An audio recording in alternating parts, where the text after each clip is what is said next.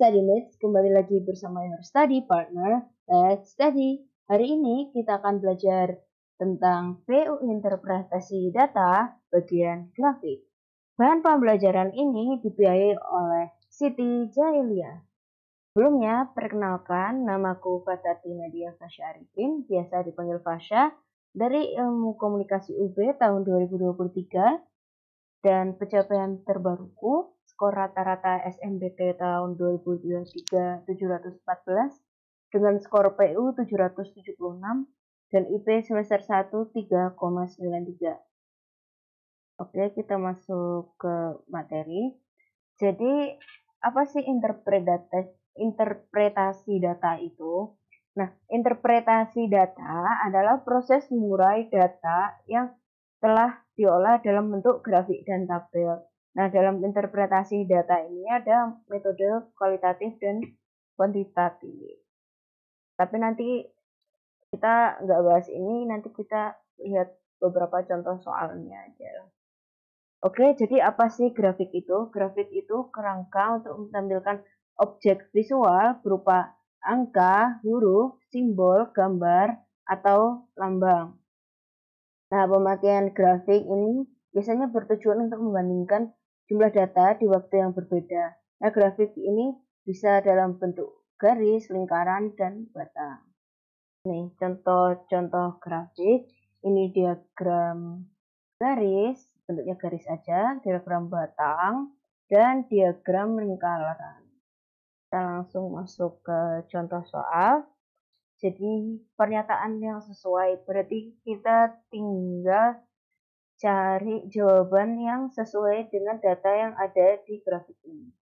Oke, berdasarkan gambar, negara tujuan ekspor manakah yang memberi nilai ekspor terendah ketiga? Nah, berarti terendah ketiga, 1, 2, 3, Kanada. Berarti jawabannya C. Next. Dalam sebuah seleksi, peserta wajib mengikuti ujian teori dan praktik. Grafik berikut menunjukkan data persentase kelulusan pada kedua ujian tersebut, serta jumlah total peserta dari tahun 2015 sampai tahun 2019. Berdasarkan data dalam grafik tersebut, pada tahun berapa jumlah peserta yang lulus praktik paling besar? Oke, buat nyarinya berarti kita lihat total peserta dan praktik. Oke, berarti 2015. Ntar kita coba eliminasi yang 2018 ini, dieliminasi aja soalnya dia pesertanya kecil dan kelulusannya kecil, kita nggak usah hitung soalnya kita masih cari yang besar. Terus ini ada 350 dengan 74 orang. Ini kalau kita lihat sama 2015 berarti gedean 2016 dong, karena pesertanya lebih banyak dan kelulusannya lebih banyak. Berarti kita nggak usah hitung yang ini dulu. Jadi 2015 salah, 2018 salah. Next kita lihat ini 280, tapi yang lulus 80. Kita cek dulu nanti. Dan ini 300 orang, tapi kelulusannya 68. Kita cek aja nggak apa-apa. Kita cek yang pertama, 80% kali 280. Kita coret nolnya. 28 bagi 2, 14. 10 bagi 2, 5.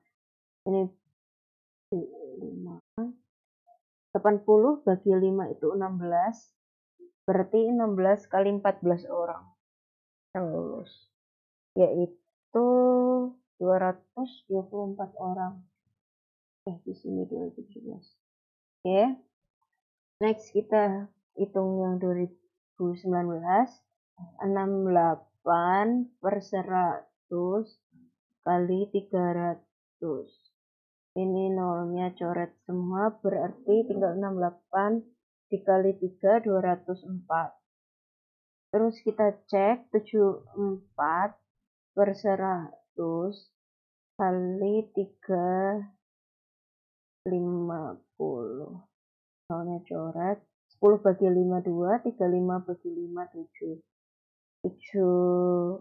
4 bagi 2, 37. Syarat ini berarti sisa 37 kali 7, 259 orang. Kita bisa pilih yang B. Tapi emang secara peserta dan presentasi kelulusan, dia yang perbandingannya paling gede lah bisa dibilang. Soalnya ini meskipun kelulusannya paling gede, tapi pesertanya juga gede, gitu, yang C. Yang kelihatan seimbang dan gede itu yang 2014. Next. Ini soal dari SNPMB. Berikut ini adalah data pengunjung di fasilitas umum, yaitu perpustakaan dan museum. Pada bulan Januari 2022, dari hari Senin sampai dengan Jumat. Berdasarkan data tersebut, jumlah pengunjung terendah kedua fasilitas tersebut terjadi pada hari. Kita lihat yang paling rendah. Ini 200-an, ini 200-an, 200-an, 200-an. Ini enggak sampai 200, berarti paling rendah hari Selasa. Oke. Next, pernyataan yang mungkin benar atau prediksi. Nah, mungkin benar ini nanti kalian juga bakal ketemu di soal-soal PU yang pernyataan-pernyataan gitu. Jadi nanti ada opsi pernyataan A benar, pernyataan B benar, pernyataan A salah, pernyataan B mungkin benar, dan pernyataan tidak relevan atau tidak cukup untuk menentukan ini bla bla bla. Nah, kalau nanti kalian ketemu opsi pernyataan A mungkin benar, itu jangan dipilih, itu cuman penggecoh. Karena kalau B mungkin benar, berarti A juga mungkin benar. Jadi jawabannya nggak mutlak gitu. Jadi kalian bisa pilih antara yang benar atau yang salah, atau mungkin bisa pilih yang kurang relevan. Kalau di soal grafik-grafik dan tabel itu biasanya pernyataan mungkin benar ini ngacu ke prediksi. Di prediksi selanjutnya itu gimana? Oke, kita lanjut. Berdasarkan gambar, apa yang paling mungkin terjadi jika setelah tahun 2010 gunung api meletus? Oke, jadi yang ngerjainnya kita lihat dulu grafiknya. Jadi ini turun, stagnan, terus naik signifikan, turun lagi, stagnan, terus sempat turun, stagnan, naik, turun, stagnan. Berarti yang polanya bisa kita lihat itu setelah naik, dia turun, terus stagnan. Naik, turun, stagnan. Berarti ini naik, kan habis meletus. Berarti dia turun dulu. Kalau turun berarti gimana? Kita bisa prediksikan VI-nya lebih rendah dari 4, yaitu D. Karena setelah naik dia turun, dan belum tentu turunnya lebih kecil dari 2, karena selama ini setelah naik turun dia di 2, juga naik turun di 2. Jadi belum tentu dia bakal ke bawahnya 2. Jadi yang jelas dia akan turun, tapi turunnya berarti lebih rendah dari 4. Oke, next. Prediksi produksi dan konsumsi minyak bumi berdasarkan gambar di atas adalah produksi minyak bumi itu dari prediksi produksi dan konsumsi minyak bumi berdasarkan gambar di atas adalah kita lihat. Jadi produksi minyak bumi sejak habis 95 itu cenderung turun meskipun sempat naik lagi. Ini turun. Sementara konsumsinya naik terus dari 19. Sempat naik turun tapi lebih kelihatan turunnya. Nah, prediksi selanjutnya apa nih? Ini naik, ini turun. Produksi minyak bumi turun sementara konsumsi naik. Berarti benar yang A, karena setelah ini konsumsi naik lagi dan produksi turun terus. Next. Oke, kita lihat soalnya dulu. Berdasarkan gambar di atas, apa yang paling mungkin terjadi pada tahun 2015? Oke, sebelum kita lihat soalnya lagi, kita lihat jawabannya kayak apa. Oke, selisih presentasi pengguna internet antara yang berlokasi di tempat-tempat ini. Berarti kita hitung selisih masing-masingnya. Paling mungkin terjadi kita hitung. Jadi antara warnet dan sekolah dulu. Di 2011 mereka jaraknya 29. Di 2012 dia jadi 20. Di 2013 selisihnya 15. Dan di 2014 selisihnya jadi 2. Berarti selisih antara warnet dan sekolah mengecil. Oke, berarti dari sini kita bisa lihat jarak antara warnet dan sekolah mengecil. Terus kita lihat warnet dan kantor. 37 ke 26 berarti 9. 31 ke 26 berarti 5. 25 ke 25 ini sama. Dan 19 ke 25 ini jaraknya 6. Berarti mereka ini saling membalap dan ya saling membalap. Jadi dia mendekat terus membalap gitu. Terus kita lihat antara kantor dan sekolah. 26 ke 8 berarti 6 18. 26 ke 11 berarti 15. 25 ke 10 15. 25 ke 17 berarti 8.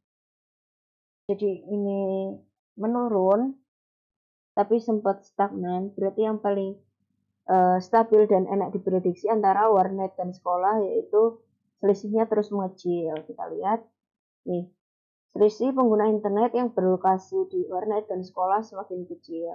Berarti jawabannya yang C. Next, ada pernyataan yang tidak sesuai. Ini mirip-mirip sama yang A, cuman di bagian ini kita cari yang tidak sesuai dengan tabel. Oke, berdasarkan gambar, pernyataan mana yang kurang tepat? Berdasarkan gambar, pernyataan mana yang kurang tepat? Akademisi berada di peringkat ketiga. Oh, ternyata benar, ranking 3. Influencer berpengaruh paling besar karena tugasnya untuk menginfluence orang-orang. Nah, apakah benar influencer paling gede? Ternyata bukan, dia peringkat keempat. Berarti jawabannya B. Kita lihat, artis mempengaruhi kurang dari 20%, benar. Polisi dan komika memiliki tingkat pengaruh yang sama. Mereka ini mirip ya. Jadi benar. Dan aktivis berada di peringkat kedua. Benar. Tema yang nggak sesuai itu yang B. Berdasarkan gambar, pernyataan mana yang tidak tepat?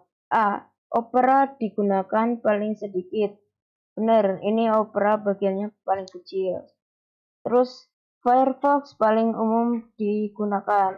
Benar, karena persentasenya paling gede. Internet Explorer sama banyaknya digunakan dengan Firefox. Apa benar? Ternyata mereka jarak 1%. Berarti jawabannya yang C. Ini salah ya. Terus ini ada pertanyaan.